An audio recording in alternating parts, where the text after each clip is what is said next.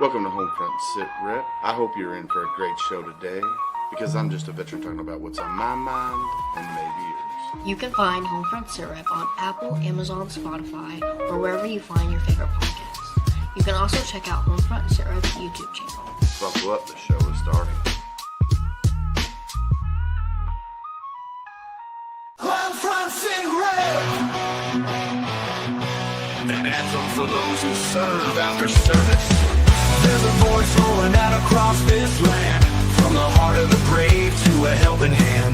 Mic in hand, they're telling the tale of warriors who still ride the trail. From boots on the ground to boots off the shelf, it's about those who serve by being themselves. They build, they heal, they stand and defend. Long after the battle, they're still watching their friends. On the home front, Sitrep, the stories get told of honor and heart of the brave and bold. From coast to coast, through every state, they shine a light in LA. For the ones who serve and those who give back. Podcast of fire, keeping us on track. Yeah, it's more than a mic, it's a mission they rep. Telling our truth on the home front Sitrep. From shelters and dogs to jobs and rides, to battles with demons they won't let hide. Every veteran with boots in the fight gets a moment to speak, gets a moment of light. It's not about glory, it's not about fame, it's about calling out every unsung name. They're lifting the fallen, they're building new roads. With every story, the purpose explodes. On the home front, Sitrep, the stories get told of honor and heart of the brave and bold. From coast to coast, through every state, they shine a light in LA. For the ones who serve and those who give back. The podcast of fire, keeping us on track. Yeah, it's more than a mic, it's a mission they rep. Telling our truth on the home front Sitrep.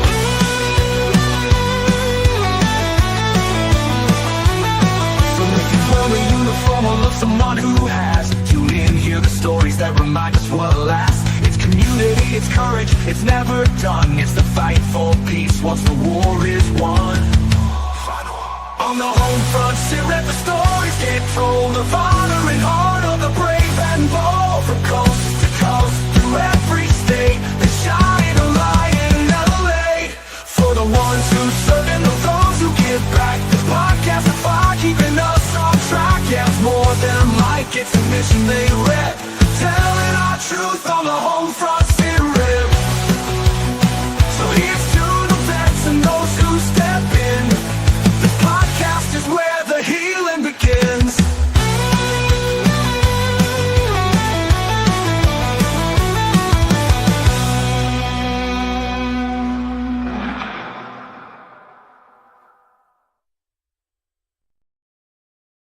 What's going on, everybody? Welcome to a Monday edition of HomeFront Sitrep. How is everybody doing? I'm gonna turn my volume on my ears down a little bit. Uh, yesterday was Mother's Day, man.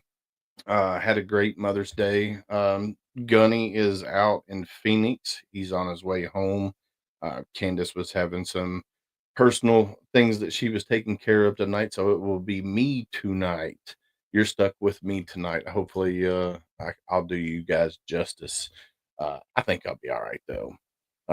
But no, man, I tell you, last week was an amazing week.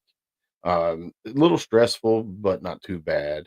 Um, and then on yesterday morning, I got up, got dressed, um, after getting all that stuff taken care of, went and picked up my mother-in-law, met my wife and kids at church, with our pseudo adopted children that we have adopted into our family. And then, so we had church, and we went to dinner or lunch afterwards with my mother-in-law. Um, and my sister-in-law and her, my wife's side of the family. And then afterwards, we came home, got the house ready. My mom and my sisters came here with my nephew and my, I guess my nephew. So I guess they're my great niece and nephew. God, I'm old. But anyway, so they came with my mom and my sisters yesterday because my nephew is deployed right now, still in. I think he's still in Kuwait at the present moment in time. What is TikTok doing? I don't know what TikTok's doing. It's saying that it's live visibility is restricted for some reason. I don't know. But anyway, James, you'll be fine, brother. You'll be fine. What am I, Gunny? Yeah, you are. What's going on, Mr. Patton? How are you, sir? But anyway, tonight we got Retrieving Freedom coming on. About Retrieving Freedom, they're a 501c3 nonprofit dedicated to improving the lives of veterans and children with autism by training and placing service dogs at no cost to their clients. Um, Unlike a one size fits all approach, our service dogs receive tailored training to ensure they can best support their clients over more than 2 years. Our dogs are trained to the highest standards at our locations in Waverly, Ohio, and Sedalia, Missouri. They are accredited with the ADI, Assistant Dogs International. The mission of Retrieving Freedom is to change lives through the training and placement of service dogs for veterans with disability and children with autism.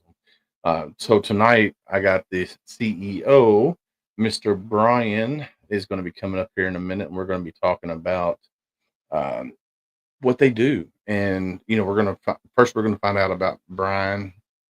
Um, Oh, yeah, I know, Sam. I am old. Mr. Patton, I served from 97 to '01 at Camp Lejeune, North Carolina. I was 0311. Got out right before 9/11 happened, then got involuntary recalled and stayed in until 2004. So that's where I was at, Mr. Patton. So yeah, I got a new intro song. I was working on it. I think I've made it where I like it. I think I'm set on that one for now until I decide to change it again. But who knows? Who knows?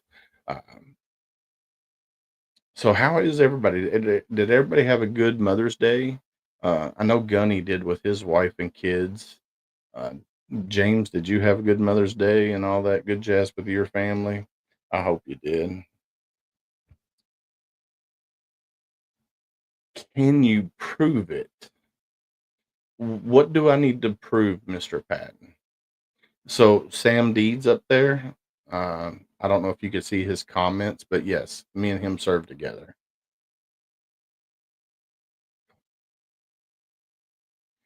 Yeah, we got some trolls we got some trolls out there. And yes, I can prove it.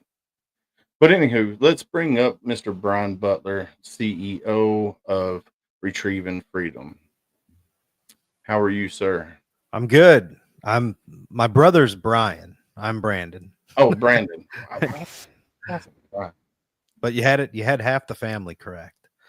So There you go. There you go. happy to be here. Really appreciate you having me on. Well, thank you for coming on, and I want to thank I think her name's Laura. Is it Laura? Right, Laura. She's the one that got us connected. Where I met her at, uh, and we started talking, and she's like, "Hey, we'd love to come on your podcast." And it's been a long time coming. I think we had some missed emails and stuff like that, and but we finally got you guys scheduled. So do me a favor, introduce yourself to the world of Homefront Sitrep, if you don't mind.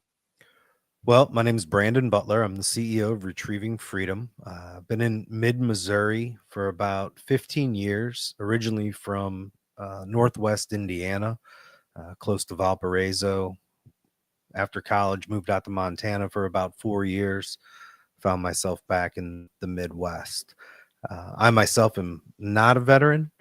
My father is a veteran. My grandfather was a veteran. I was in college at the time of 9/11. I was a senior when it happened. I was actually with my grandfather in northern Minnesota fishing at the time.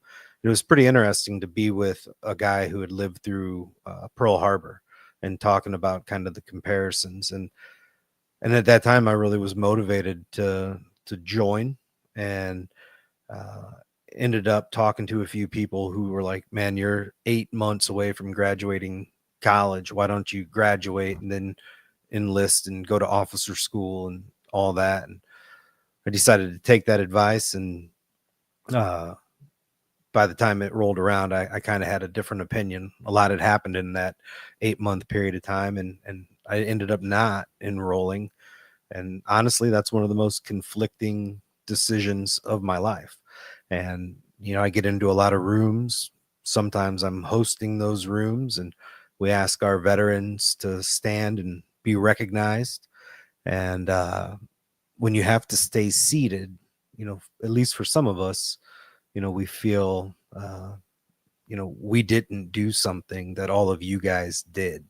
And, so I feel like my opportunity to serve is now in this role at Retrieving Freedom. And I feel very fortunate to have had the chance to take this organization over and now run it for about a year and a half. Still learning a lot. I don't come from the space. My background is really conservation, hunting and fishing. I know the family that's, Starline Brass. If you're a shooter, you may know Starline Brass, the ammunition casings. They're the family that's really the major benefactor. So it's a service dog organization that has strong roots to the shooting, hunting, outdoor trade industry, which is how I kind of came into the mix with the organization. So father of two incredible girls. One is just finished up her second year at University of Missouri, and the other one has her last day of high school in a couple of days, and she'll be heading to the University of Missouri as well. So living the good life out in rural Missouri. Man, I love it. No, Yeah. so there's something that struck me that you just said there is when you're honoring veterans and Hmm. you feel like you didn't do enough, and it kind of pulls on your heartstrings, right? Well, Yeah. the way I look at it, all right, here I am. I served, like I said, from 97 to 01, got out right before 9/11 happened, and then got recalled back in the first time the Marine Corps ever activated the individual ready reserves. But being in the nonprofit world, hold on, I got to block this dude for real, because he's typing some crazy stuff now. I do apologize for that. That was they were talking some crazy stuff in chat there. But anyway, doing the nonprofit thing since 2004, and you know there's a time and place, all right, for, oh my lord, I've never had this many people come in here and do this kind of crazy stuff. But patriots, which is what I would consider you, you're a patriot, because here you are, you're out helping my brothers and sisters that have signed their name on that dotted line so they can help, get a service dog that can help them deal with their PTS, their anxiety, their hypervigilance. Um, and then you're also, your organization also does children with autism, even I think adults with autism as well, if they're on the spectrum of, whatever end they are. Um, so Yeah. I wanna say thank you for that. Well, thank you. Yeah. It's definitely an interesting opportunity to blend those two communities, the veteran community and an autism community. And it is just children with autism that we serve. But what I've learned is that the dogs in their training for service, there's so many similarities between the anxiety that comes from PTSD and the anxiety that comes with autism. Those flare ups that the dogs can assist greatly with can be trained very similarly until really the end, at which point we'll decide if a dog is going to go to a veteran client or to a child with autism. Yeah, I got you there. I'm sorry. I'm getting a little frustrated right now with YouTube. I'm about to take it offline, YouTube anyway. Um, yeah, that's got me, yeah, sorry. Well, I can't see the comments, so You can't see the comments at all? no. So I don't know what's going on there. Yeah, they're saying some crazy stuff. I'm surprised you can't see the comments. Mm. Hmm. Normally I guess can. But dude, yeah. We're definitely getting hit with trolls tonight for some reason, and I don't know why there's so many trolls in YouTube right now at the present moment in time. It's just freaking driving me bonkers. But anyway, let's get back to you. I'm just gonna ignore chat. Let's do this. I'm gonna put it on private chat and not even pay attention to what's going in there. Um, all right. So here, I'll So, tell you a story, man. all right, go ahead. While you're Go ahead. calming down, I'll tell you a good story. So, uh, as I said, the Starline Brass family, the Hayden family. It's Sedalia, Missouri. Pretty cool town, small town. State Fair happens there.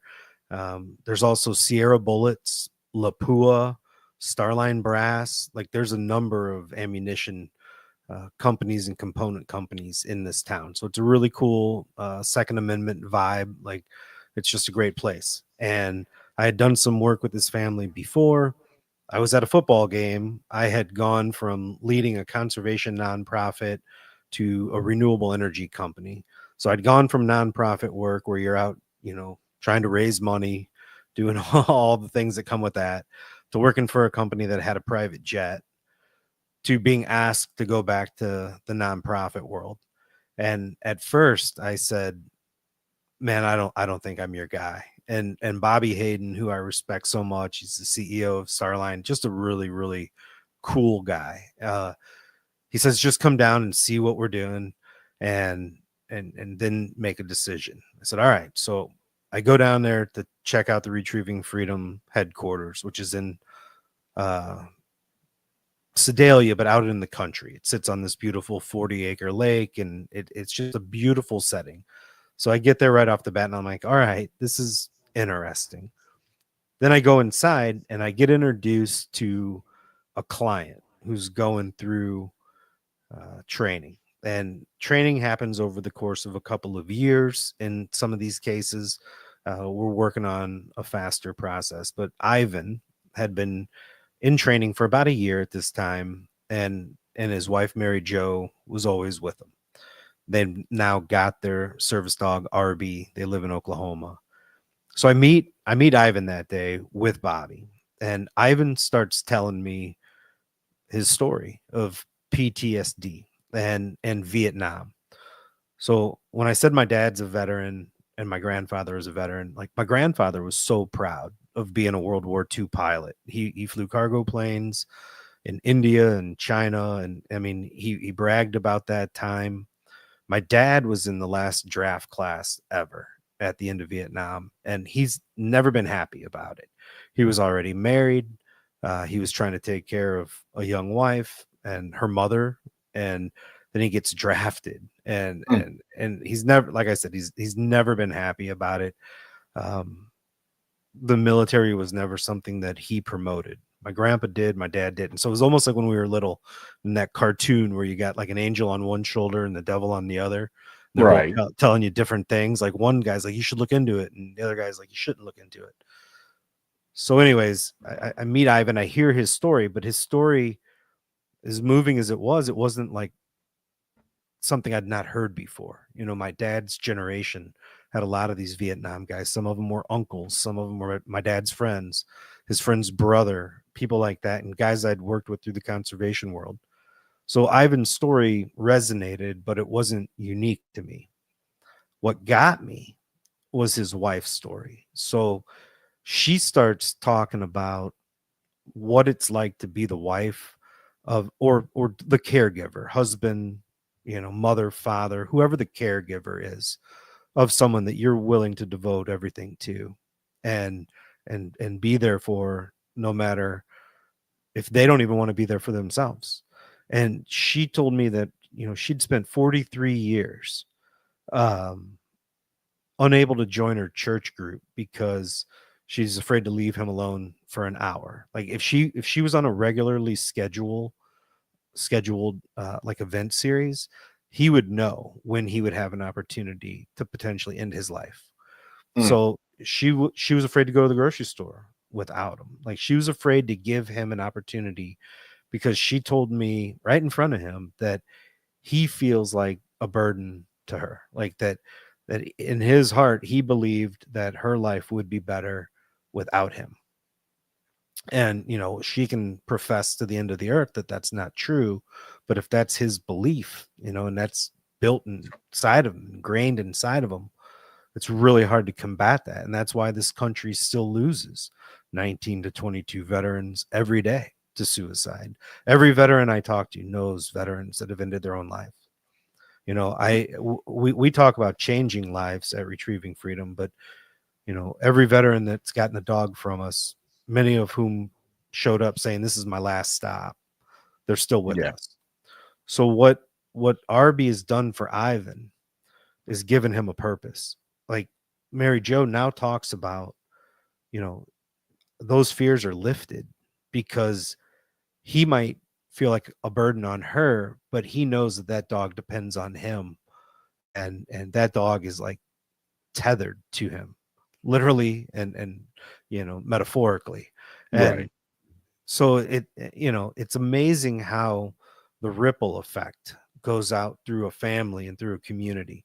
So the veteran gets the dog, or the child who has a hard time at school, who's socially awkward, who doesn't fit in, but now they show up with a dog and in elementary school, and everybody gets to pet this dog and play with this dog. And you know it's just amazing how that connection between the client and the dog then ripples out to the caregivers and to the community, and it brings this freedom. Like, I had nothing to do with naming this organization, but it's a damn good name. Like, Yes, it is. it makes so much sense. Like, we use Labrador retrievers to bring freedom back to people's lives, Mm. and it's just amazing. So after I wiped all the tears off my face listening to Mary Jo's story, and to be fair, I had been going, I mean, I was through it, but let's just say in the last few years I went through a really tough divorce.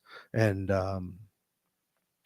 to know that that woman loved that man so much that she would devote herself in that way, and that there are people that do that for other people in this world, like, and in our military community, like, in a big time way. And Yeah. it's those caregivers that they're not asked to stand up. They ask the veterans to stand up, but the wife that may be the only reason that guy's still alive has to sit down. Yeah. So this is a great way to honor their commitment too, and really tie it all together. And man, like, we got a veteran. So it's not Ohio, it's Waverly, Iowa. We were founded in Waverly, Iowa. And we have a veteran up there that I've just really gotten close with, named Terry Reams.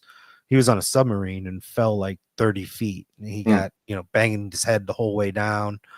He's got a traumatic brain injury, and he's got this dog Lola now. We went into a Sons of American Legion banquet in a town of 400 people, and a little banquet hall that was built in the 1920s. And Terry got up and told his story, and people were buying auction items and bringing them over and giving them to him, and just seeing, like, the pride and like, the way he's living his life now because of this. So it's when I get around those guys and they're like, look, I was a shitty husband. I was a bad father. I was angry all the time. I didn't even know if I wanted to be here anymore. And now I've got this purpose. Now I've got, like, when I start getting agitated, this dog knows it and comes and puts its head in my lap. Like, I dare you, any of you listening, to try to be mad while a Labrador retriever is pushing its head into your belly and begging you to rub it. It's really hard. So the dogs have like 3 levels of physical attention that they give you, which the first one is just called visit, and they'll come over and they'll lay their head like on your lap. You pet their head, pet their body, whatever. Get your mind off what's getting you all worked up.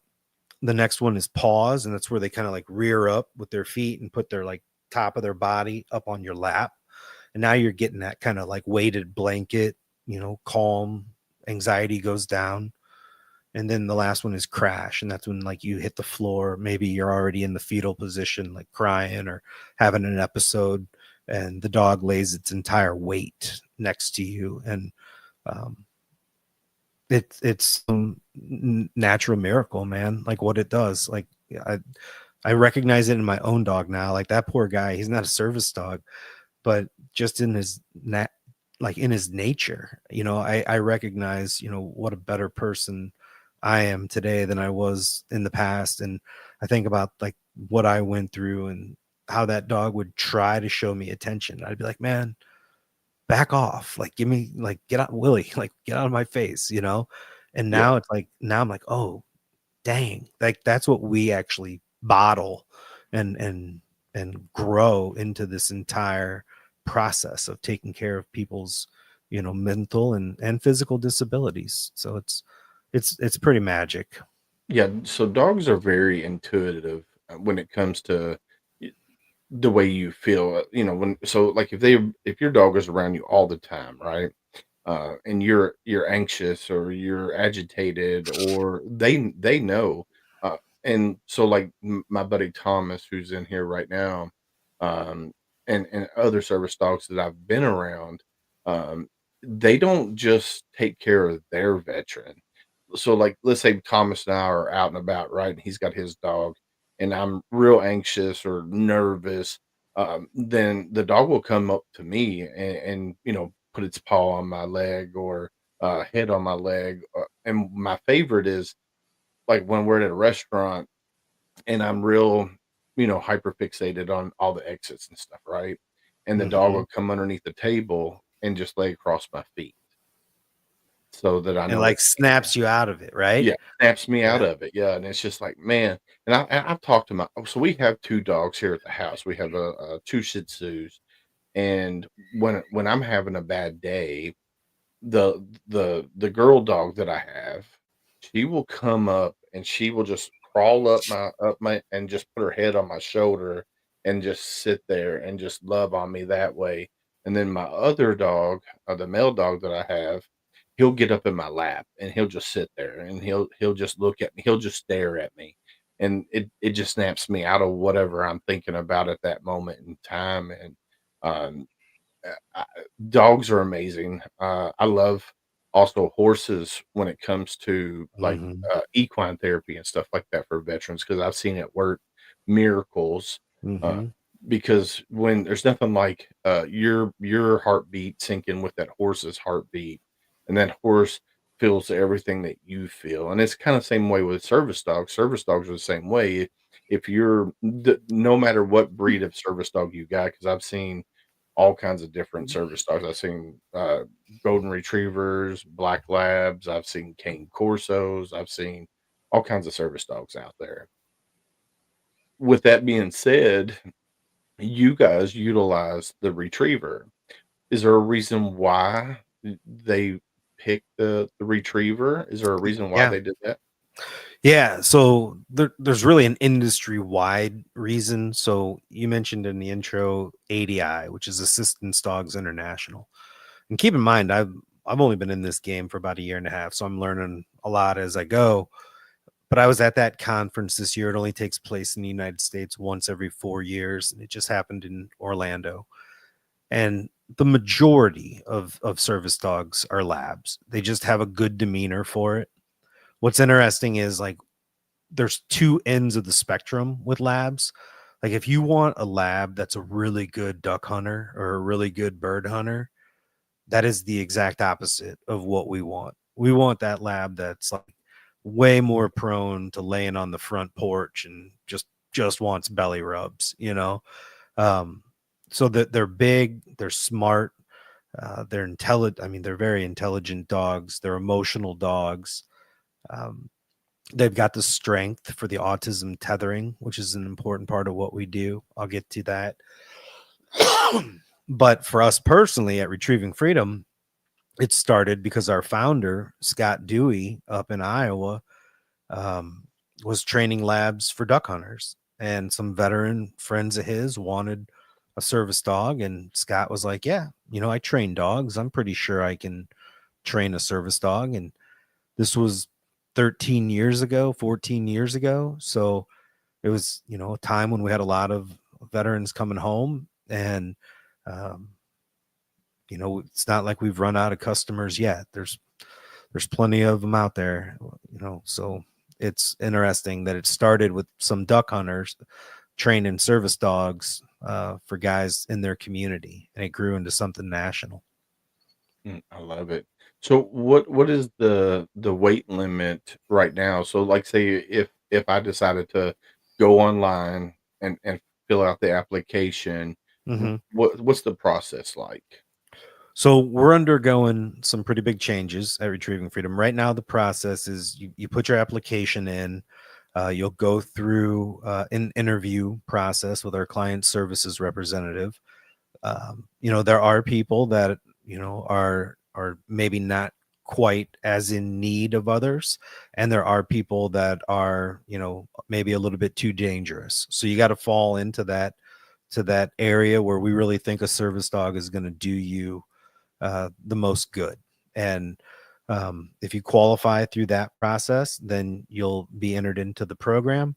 You'll come to either the Iowa headquarters or the Sedalia headquarters.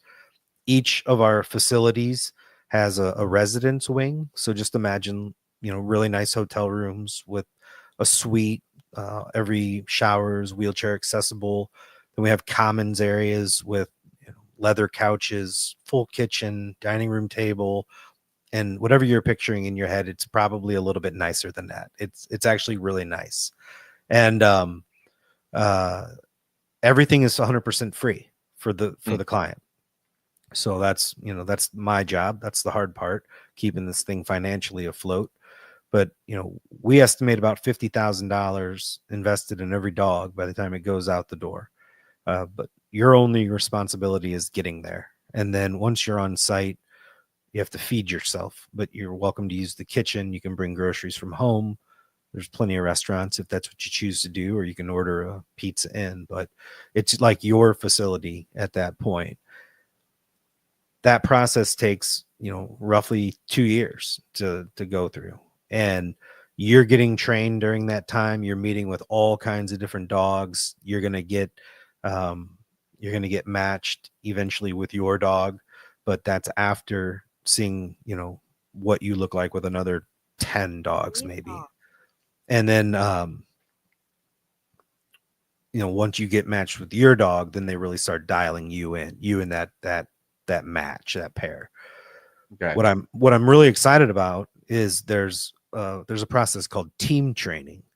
And I think this is going to work really well. We've learned about it from some other organizations. We just got a guy on our board of directors who's like a 30-year industry veteran, did a lot of team training, brought us a really amazing new training director named Katie Ruiz. She's done team trainings. So that's where we got to add a few more steps to the application process to see, where somebody is mentally about being in a group setting. But let's say, you and 3 other veterans are approved for that. We'll have been training the dogs for, 2 years or 18 months at this point. And then that group of 4 to 6 will come in and you'll leave in 12 days with your service dog. So Mm.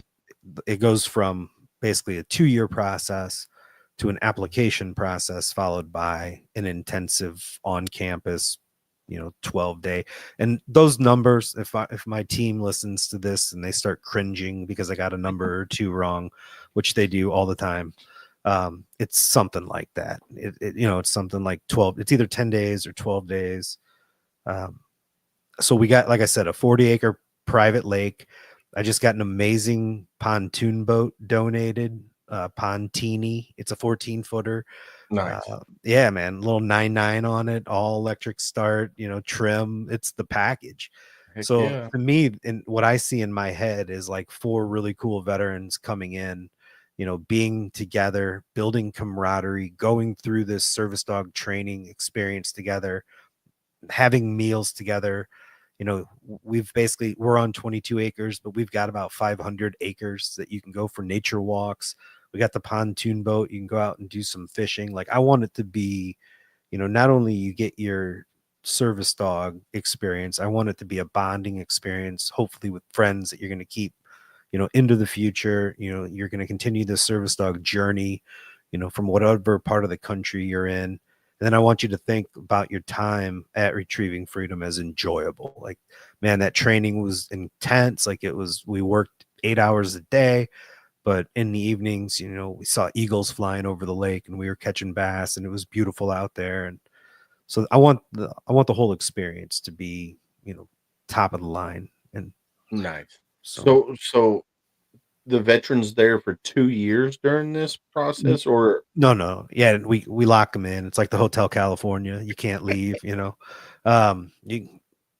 but no, so it's about every 3 months you come okay, for a 4-day stint, 5 days. So it's like it's a okay, week on, 3 months off, week on, and that's not a set schedule, but that's kind of how it's spread out.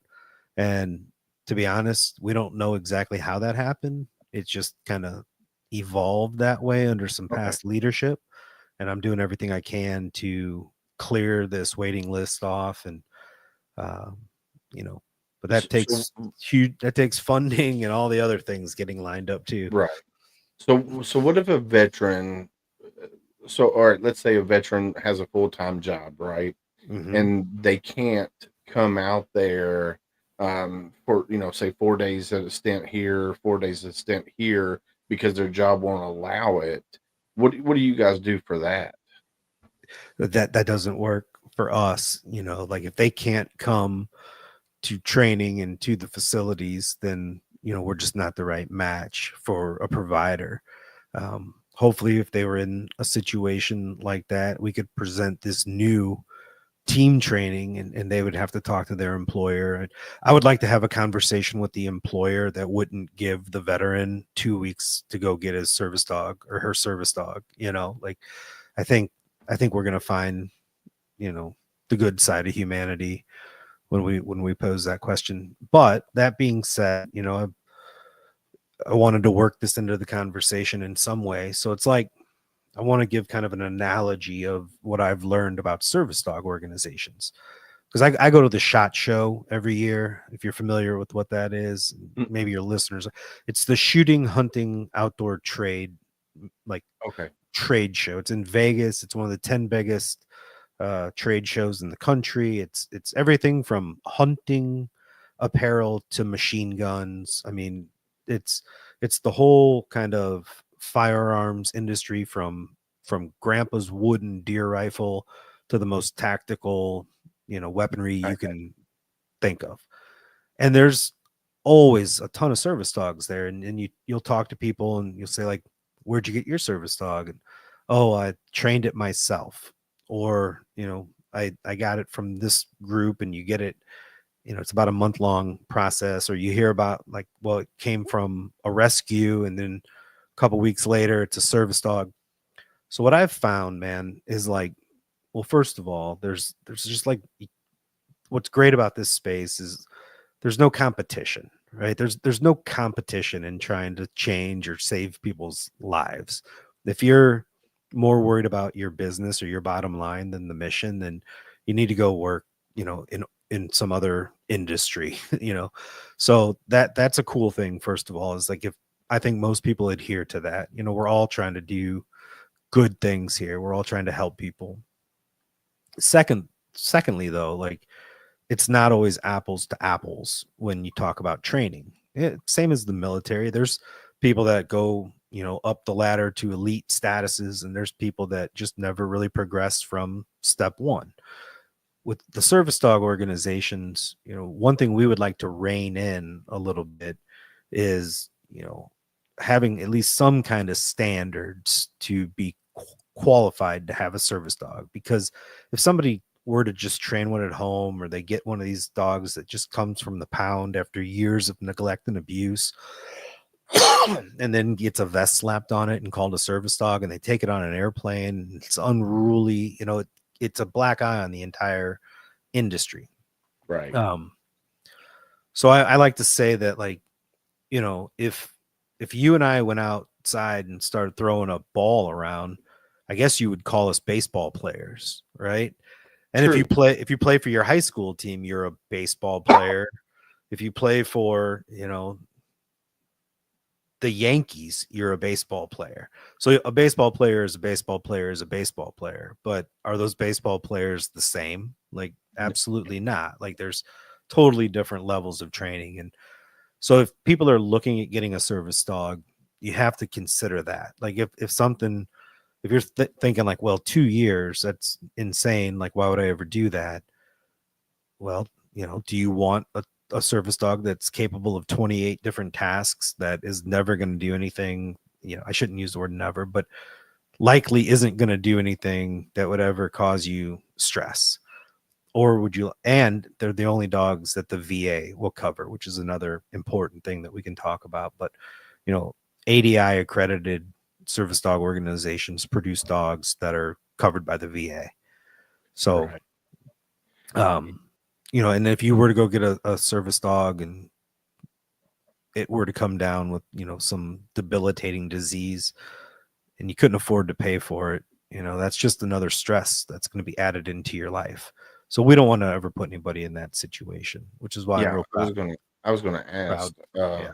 So let's say I get a service dog from you guys, right? Uh-huh. I go through the process. Some organizations out there, they pay the vet bills and stuff for the first, I don't know, 2, 3 years, whatever.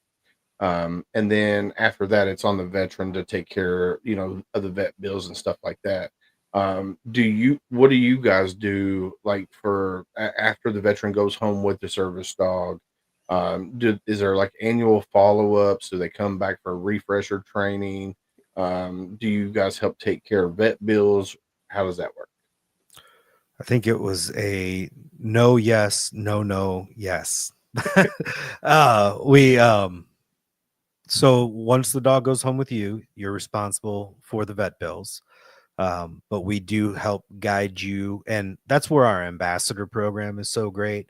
So we've got the most incredible clients. Some of them, they're very satisfied. They take their dog, and we don't hear from them very much except for their annual, review and their checkups and so on and so forth. Some clients, this becomes their family, and we're having a great time. If you go on our YouTube, or you go on our website, you'll see some videos that show, what a good time we have with our ambassadors. And that's another amazing thing about this job, man, is like, anybody in nonprofit work like this can attest, I hope, that you heal like right alongside the clients. Like, the more, like, all those things they told us when we were little, like, so many of them turn out to be true. Like, giving is better than receiving. And the more you do for the others, like, the more it comes back to you in spades. And so, like, we've got a client named Michael Wasson, and he's a chaplain. Well, he's a preacher now. I don't think he was a chaplain in the military, but Patrick, who just recently relocated from Whiteman Air Force Base down to Alabama, he was a chaplain, and he's a guy that talks about, like, he led over 300 caskets into the back of planes. And then he started having this recurring nightmare where he was in the casket, like he was seeing himself, That's when he came to us and got that. But now I've got these two just incredibly godly men in my life. And, like, they know that I'll do anything to help them, but they're wired to serve other people. So they're still looking for opportunities. And, like, if you are willing to let them into your life, like, it's like, I get free counseling now from two dudes that I totally trust and respect and share like a bond with. And, like, it's so gratifying to be part of that, and to know from these guys that you trust that this really is working for them. And hey, by the way, like, this isn't a one-way street. Like, we want to use this opportunity to help other people too. And just because you're the CEO of the organization, that doesn't negate you from being somebody that clearly has a personal life and, has questions and needs a shoulder once in a while. So it's like, I don't know. I feel like I'd go to war for these guys because, they definitely want to lift up Retrieving Freedom for what it's done for them. Heck yeah. So it looks like here I'm on the website. So 171 dogs placed. Is that number accurate at the present moment in time? It might be a few more. I think we placed two. I mean, it's right in that ballpark. So that's another thing. Like, we had a great year last year placing 20 dogs, but those 20 dogs, they had 2 years of experience with us. So the quick timeline is we have our own breeding program. We try to control genetics that way. We work with the ADI cooperative to mix up genetics. We got to freshen the line, but at the end of the day, we kind of know what we're getting. Like, we're Right. building those big labs, and that don't want to retrieve ducks. And although some guys turn them into great duck dogs, and at about 8 weeks, they go into a program we call them puppy fosters. And man, for anybody listening that may be interested in this is where I'm talking about. Like, there's no competition. Like, we would love for you to do it for us if you're in proximity to Waverly, Iowa, or Sedalia, Missouri. But if you're somewhere else in the country, there's a service dog organization near you that could probably use this as well, which you take the dogs from like 8 weeks old to about a year, and you train them like on basic obedience, sit, stay, don't bark, things like that. And then you fall in love with this dog, but at a year old, you got to give it back. and Mm, but what you need to do is you need to accept that it's part of it's part of the supply chain. It's your part of the supply chain to produce these working animals for people that need them. So it's pretty amazing if you think about it like that. And then if you like puppies, you get to have a puppy every year, because you can take one, raise it to a year, give it back, take another one, raise it to a year, give it back. So like, if you're a puppy person and you want to stay in the puppy game, like, this is your jam. heck yeah. And then they come back at about a year old, and then they go through, kind of intense training. Um, they get matched, and then with, roughly that last 6 months, they're going to be trained to their person. So, and then we'll see like what might be your big hangup. Maybe you have a hard time standing up. So we need to focus on making that dog a brace, where that dog will stand in front of you and lock its legs like an oak coffee table, and you can press up and help you get up out of a chair. Or they'll do a tug where you can hold like a rope up like this, and they'll bite onto that rope and they'll pull you up out of a chair. Or you drop a remote control, your keys, heck, they'll pick up a credit card off concrete. Mm, They can do amazing stuff, turn lights on, turn, any of that stuff on. So we want it to be able to do all of that before they go home with you. So that's why it's about a 2-year process. So we'll see like what you need help with, and then we'll work on those tasks. Michael's in a wheelchair, so Dusty pulls his wheelchair, which is awesome. So heck yeah. yeah. Heck yeah. So if somebody wants to donate or become a foster that's close to the area that you in Iowa or Missouri there, what how would they go about doing that? Just reach out to us through the website. I mean, you can always reach out to me directly. It's Brandon, Brandon, the good old fashioned spelling of the name, at retrievingfreedom.org. But all the numbers and everything like that is on the website. Donations, it takes a lot to keep these things going. Thankfully, we have some big donors that help us. Every year's tight. They don't tell you as a CEO that you have to live like the financial stress of everyone that works for you as well until you get into that job.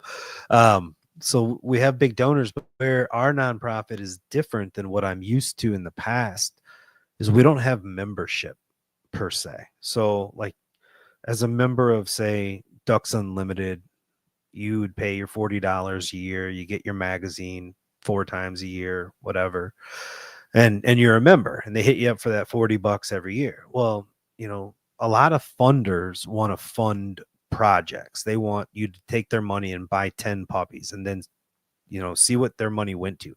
Nobody gives nobody gives a shit about paying for my health insurance, right? As an administrator. So that's the hard money to come up with. So, we're doing a challenge coin, a Retrieving Freedom challenge coin. The caveat, which I think is pretty cool, and you go on our website, you look this up. It's really easy. We just did a cool video with a veteran named David Lyons, a Marine, great guy. He's going to go to the Delta Waterfowl banquet with me. Look up that video and it explains how to do these challenge coins, but every one of them is serial numbered from number 1 to number 1,000. And the idea would be like if I had my challenge coin, which I do, so I pay my $25 a month, and then it went to my friend Joe in Crown Point, Indiana, where we grew up, and he's paying $25 a month. And now Joe needs to continue what he started. I don't think he's done it yet, so it's a good excuse for me to call him and give him some shit, because his job is to pass it forward, and then we get to see through a report how many people have signed up under that one challenge coin.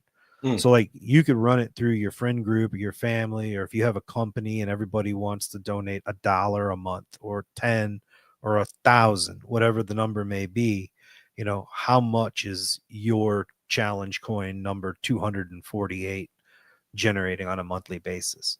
Nice. And so that's how we're going to try to add up, small dollar donations. And, if the plan works, I mean, if 1,000 coins at $20, per month, that's, $240,000 a year. So, Yeah. when you hear politicians being like, just send $5, like it really does help if a lot of people do it. So, Right. Yeah, no, that's a good ideal there.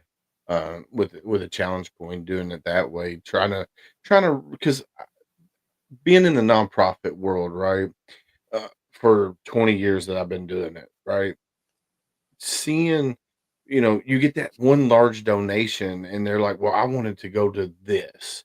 And that's the only thing. Because once they say, this is where I want my money to go, well, as a nonprofit, you're stuck. You have to earmark it for that project. the You hardest thing can't, is saying no to the money. right. And that's a lot of people don't realize that if, like, let's say you're doing a tiny home project, right? And somebody says, well, I want to donate $100,000 to the tiny home project. Well, if that tiny home project gets canceled or whatever, you didn't raise the funding for it or whatever, that $100,000 that you got for that tiny home project either has to go back to the donor, or you have to ask them, "Hey, what do you want me to do with this money?" Yep. Uh, and a lot of people don't realize that. So when you donate, you just put it in. Just say, "Hey, just do whatever you want with this money. Don't don't say, well, I wanted to go buy 20 dogs. I wanted to buy 20 bags of dog food," or just say, dang frog in my throat. Just say, "Hey, just do whatever you wanna do with this, wherever you need it to go, Yep. send that money there." That's what people need to do when they donate to service organizations out there. That's really true, man. If you want to make it easier on us to be able to perform our mission, then do that. When we have a need for dog food, when we have a need for a new building, we'll do a campaign just for that. Don't think that a nonprofit's going to miss an opportunity to fundraise if they have a Right. good reason to do so. So when we need that, we'll come to you. But day in and day out, we need to be able to pay trainers and feed dogs, and that's best done through just kind of general revenue. Heck One yeah. thing that I am really proud of, you said, if that tiny house were to fail, so about 40% of our dogs don't make it to service. So that's the difference between a top level service dog organization and an organization that's willing to go to the pound and take some dogs and tune them up. Which, man, if that's what somebody needs, if you just need a companion, then God bless those people that are doing that and getting those dogs out there. But if you need more and something that we can train for, we're gonna career change a dog. That's the fancy term for saying it failed and didn't make it into service. But if we're gonna career change it for something as simple as like having an allergy, or prone to hip dysplasia or anything that could go wrong in the future, then what are we going to do with that dog? And when I showed up, they were like trying to find people to give these dogs away for free to. And I'm like, these dogs probably have about $20,000 worth of training. Like, this is going to be the best free dog anybody ever gets. There's got to be a better idea. And what we're doing with those dogs now, and you can watch a really cool video about this on our website. It was on the Kansas City News, is we're giving them to Golden White Star families. So, the first one we gave to a family in Kansas City. She was military. He was military. She brought 3 daughters to the marriage, and he took his life in February of 24 and left behind, this wife with 3 kids and a huge hole in all their hearts. And we ended up giving a career change dog to them. And it's been life-changing, especially for the youngest girl. She's 14. So to see these dogs still moving forward with, a way to serve the families that are paid the ultimate price, that I think that's a huge advancement in our program. So there's Michelle Black. She's a Gold Star widow. She's an author. She started a nonprofit to help give service dogs to Gold Star family members, which I think is super friggin' awesome because a lot of people don't realize. Let's say mom is at stay-at-home mom. Let's say dad is deployed and doesn't make it back home. Um, they don't realize that the family still is serving too. They're serving in a different capacity than the service member, but the family is serving. And when you lose an integral part of the family, everybody suffers that secondary PTS from that. And when you have a service dog that technically can't be a service dog, but it's got all this training, why not give it to Gold Star families or Green Star families or White Star families or Red Star families when they could it could definitely help save that person's life. Because if you look at it, you mentioned some numbers earlier. You said 18 to 22 veterans a day become part of the 22. That number for veterans is more between 45 to 50 a day, because that number is very skewed. If you go to Operation Deep Dive, you can check into that. But so you have 45 to 50 veterans a day that become part of the 22.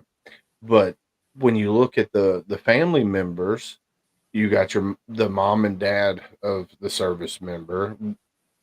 I think somebody said it was around 11 a day wind up becoming part of the 22 because of their grief. Then you have the spouse, and I think they said somewhere it was like 7 or 8 a day become part of the 22. And then you throw the children in there, and this number is going to shock you. No, I know. I think yeah, it's horrible. It's 13 or 14 a Yeah. day that become part of the 22. So people don't realize that families serve too.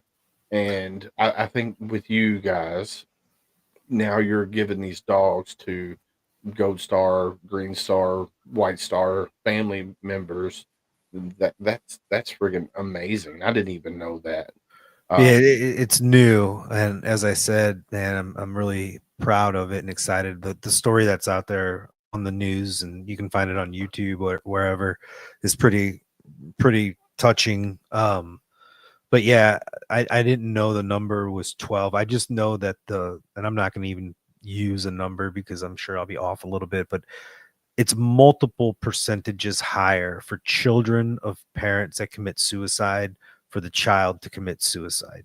Mhm. So, I've lost numerous friends. Like I was in a group, when we were like I don't know, 10, 11.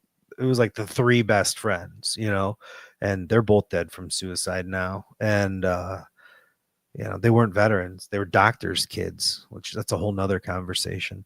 Um, but yeah, and you don't get to see what happens. Like that's, well, depending on what you believe, but you're not here at least to Yeah. see what happens. And, you know, it doesn't stop with you. Like these children suffer immensely, and the guilt that they'll carry.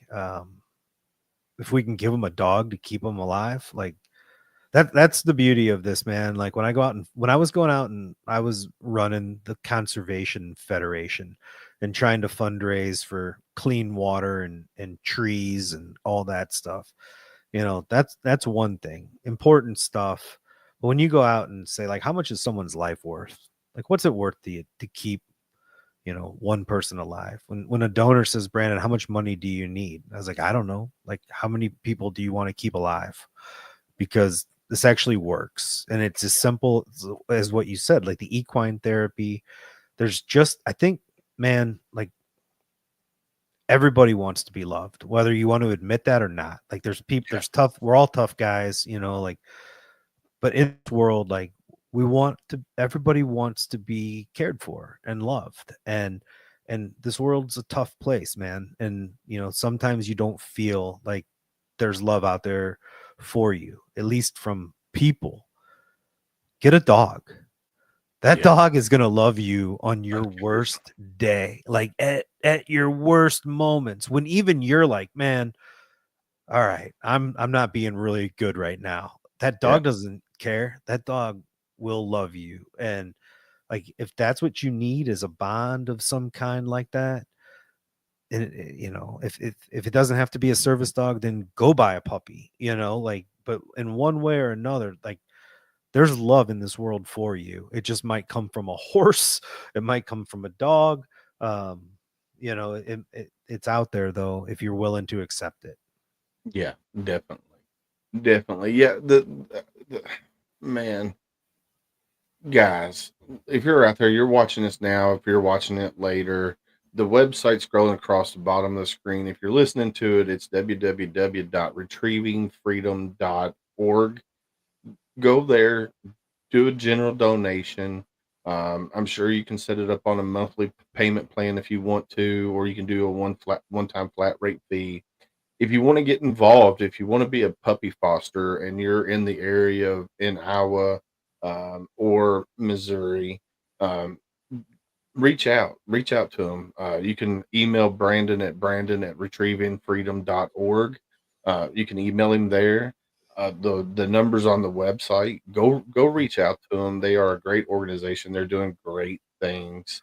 Now, Um, I don't recommend this as a means of becoming a puppy foster, but we're also in 3 prisons, so so we have puppy programs there too, which we didn't even touch on. But we're in an Indiana prison.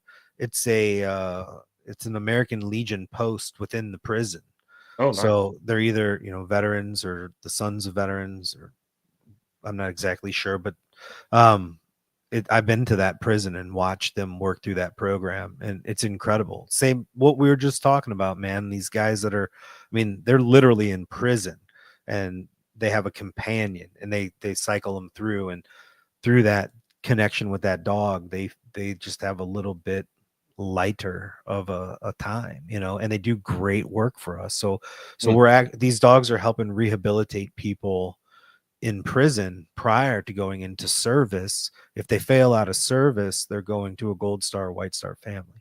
mm, So I we're love it. finding good ways to use them all the way around. Heck yeah, man. I love it. I love it. So is there anything that we didn't touch on that you do want to touch on before I let you get out of here? Because we're gonna have to end the show Yeah, short. we went real heavy on the veteran side.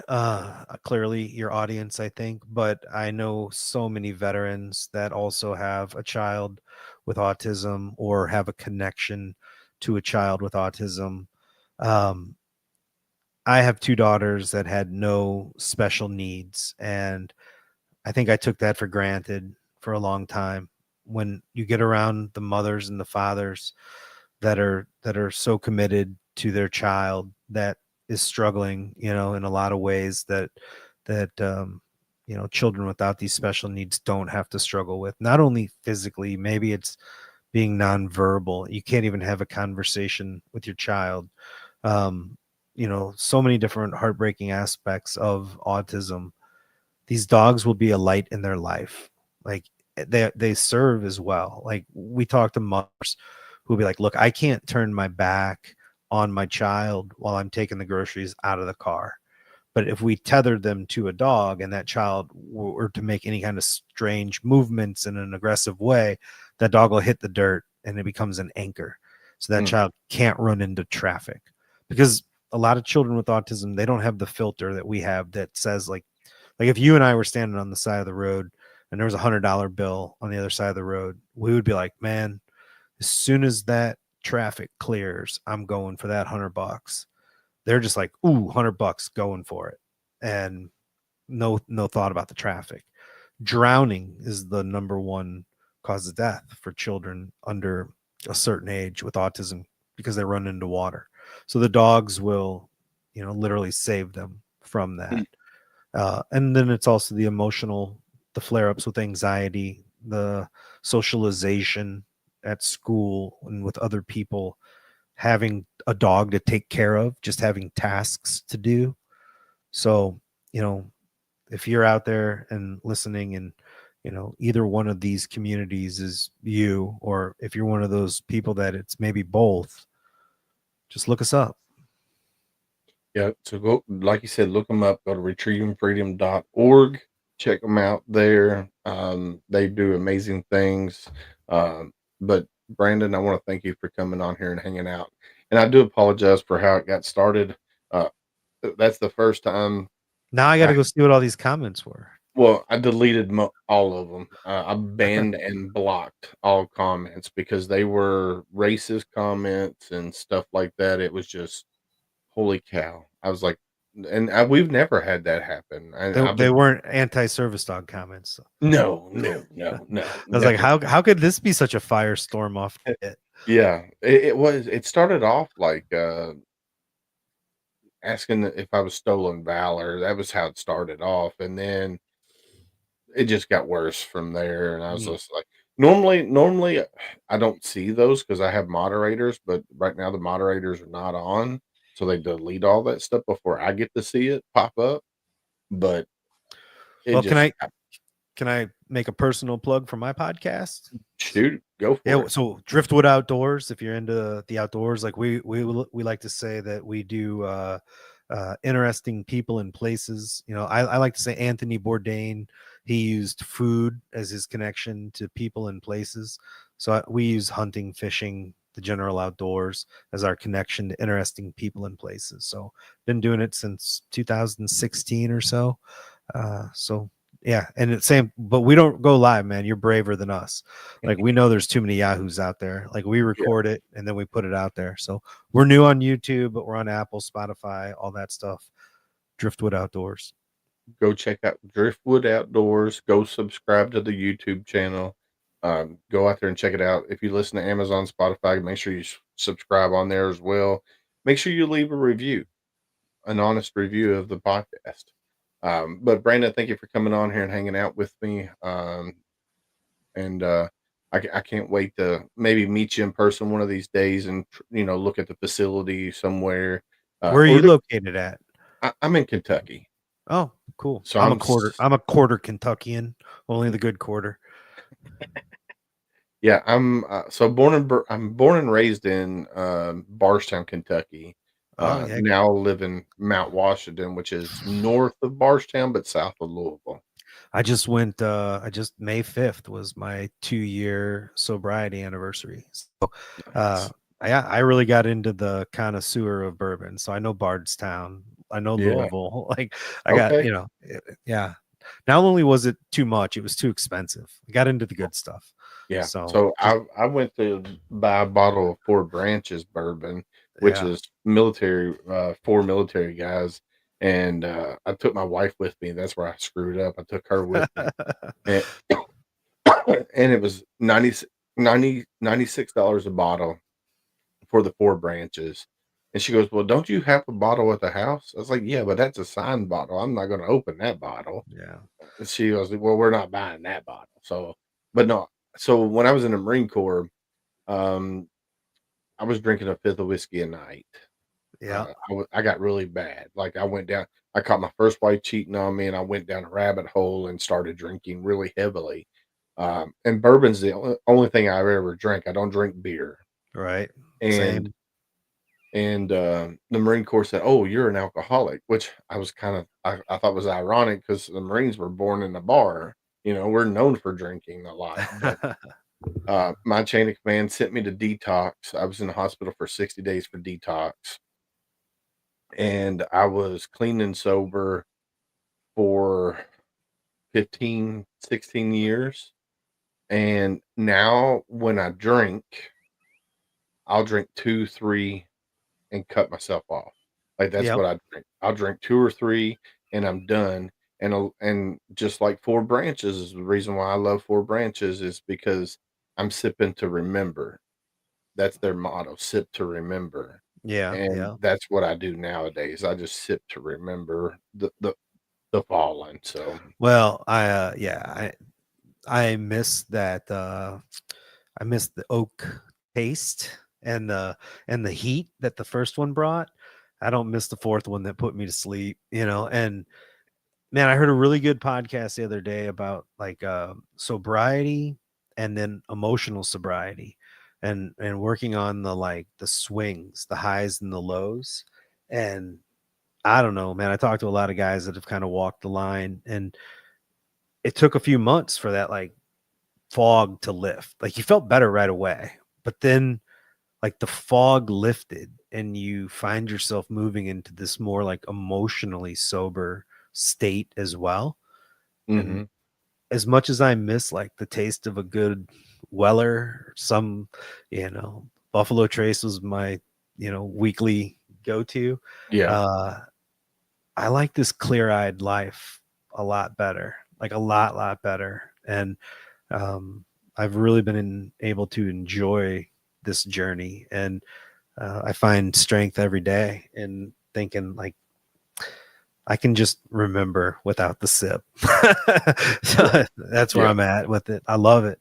So No, I love the fact that, you are clearing or clean and clear now. Let's just put it that way. yeah, That's yeah. the best way to say it. Because Well, it's like interesting because even in a professional world, like you're in it too, it's like you go to a ball game and you have drinks, you go to a dinner and you have drinks, you go yep. and you're like, how can I ever have fun if I don't drink? Like everything I do involves drinking. And then you Mhm. just learn that no, you can still do all that stuff. Like iced tea is pretty good. Oh, So yeah. Yeah, I mean, that's like our friends group, when they all get together, they drink like fish, and there's only a few days of the year that I'll drink. One will be my birthday, one's the Kentucky Derby, and then July 4th. That's the 3 days that I drink in the year. And like I said, it's 2 or 3 drinks and I'm done. But other than that, like I'll go hang out with my group of friends and they're all drinking and I'm like, I'm sober Sally over here and I'm okay with that. yeah, It's just yeah. my wife is like, "Well, you need to drink more." I'm like, "No, I don't. I'm fine the way I am." So, but anyhow, Yep. man, All it right. was a pleasure talking to you. Thank you for coming on here. Definitely thank Miss Laura for getting us connected, and I can't wait to see what you guys with Retrieving Freedom does, and hopefully somebody out there that's watching or listening will reach out to you guys and become a donor or puppy foster or maybe get a dog through you guys. That That would would be be the amazing. best. Yeah, that would be the Yes, sir. best. So, well, All if right, you're my ever friend. in Missouri, man, if you ever want to make a trip out, we would love to show you the facility, bring your crew. We'll do some fishing. We'll make it worth your while. Heck yeah, man. Well, that sounds awesome, and I will let you know, bro, my friend. All right. Thank you. You have a good one. You too. Bye bye. Man, how cool was that, guys? Retrievingfreedom.org. Go check them out. Go donate. Um, be a puppy foster if you're in the area, close to Missouri or Iowa. Their locations in those two states there. They do service or they do provide dogs to veterans across the country. You just have to go through the application process and make sure the dog is a good fit for you. So go check them out, retrievingfreedom.org. That's retrievingfreedom.org. Go check them out. Um, Next week, next Sunday, let's see who we have coming up on this show. So on the 18th, I probably will not be here on the 18th because that's my daughter's archery banquet, her senior archery banquet. So I have to be there for that. I can't miss that. But we got Jose Serta coming on. This guy, Vietnam vet, uh, just you have to tune in for that one. It's going to be a really awesome episode. And then on Monday the 19th, we got No More 9 to 5 Club coming on. Um, Another great for-profit business, but they do all kinds of things that helps take veterans um, where they don't do 9 to 5 anymore. They can do whatever they want to do. So go check out 9 to 5 No More 9 to 5 Club with Jason McNamara, I think it's his name. So go check him out. But it is that time of night, guys. Gunny's not here, but you're not alone. Somebody wants you to show up tomorrow. We love you. This right here, this says it all. In the silence of your struggles, remember, though unseen, you are deeply held in the hearts of others. You are not alone. That right there says it all. I think it's even better than what Gunny says. And then hashtag be somebody stranger. This is something that we preach all the time, guys. We as humans, not just veterans, but humans, we're more apt to talk to a complete stranger than the ones we love the most. So be somebody stranger today. If you go out and about and you see somebody having a bad day, go up to them, say, "Hey, how you doing?" And if they give you the red flags, "I'm okay. I'm hanging in there. I'm living a dream." Ask the next hard question. How are you really doing? That might just save somebody's life because you asked that question. But be ready for that conversation because it could be a 5 minute conversation or it could be an 8 hour conversation. You just have to be ready for that. And then, like Candace says, it takes a village. Um, Me, myself, and I might be able to reach one person. But if we're all together and working together, then we can reach a whole lot more people and stop them possibly from becoming part of the 22. So I want to give a big shout out to Heroes Media Group, Reese Across America Radio, Veterans Voice Radio, and Military United podcast streams. I want to give that's our partners. I want to give them a big shout out. And also Elite Engraving, which is a small veteran owned company here in Campbellsburg, Kentucky. They made our hats for us, our same flag, same oath, not our Homefront Sitrep hats. You go on the website, homefrontsitrep.com, go, go over to merch, and you can see our shirt that's on there, the Marine It Down shirt, and also the hats that's on there. So same flag, same oath.com is the one that does our shirt. So you can go check them out. If you buy one of our Marine It Down shirts, at the end of the year, we're going to get 25% of all sales. And then what we're going to do is we're going to put all these nonprofits like Retrieving Freedom, Dogs Helping Heroes, Northwest Battle Buddies, Montana Warriors on the Water, you name it. We're going to put them on this wheel. We're going to spin. Whoever it lands on is who's going to get that money at the end of the year. So go buy the Marine It Down shirt, tag Homefront Sitrep in it when you get it. Then go check out our website, homefrontsitrep.com. We got a bunch of veteran nonprofits on there. We have veteran singers, veteran authors, veteran business owners, veteran TikTokers. If you're into TikTok, we got that on there as well. All kinds of great information on there. And you can also see um, our upcoming episodes and upcoming events. Like I just saw one here for Retrieving Freedom that I'm going to add on there too. They got an event coming up. Um, let's see. I've seen it. It was in Missouri. Let's see. Go back here to the home screen. I think the event is they got a volunteer day coming up on May 14th at 9 a.m. Let's see. I know there's another event that I saw that I wanted to highlight. They got a Freedom Brewery Tour in 2025. So this year, let's see. I thought there was another event on here that I saw. Uh, maybe it was just the volunteer day. But anyway, go to the website, donate. You can do one flat rate donation, or you can do a monthly donation as well. Uh, but yeah, man, it's that time of night, my friends. I hate to do it, but it is that time of night. Like we always say on Homefront Sitrep, stay safe out there. We got your six.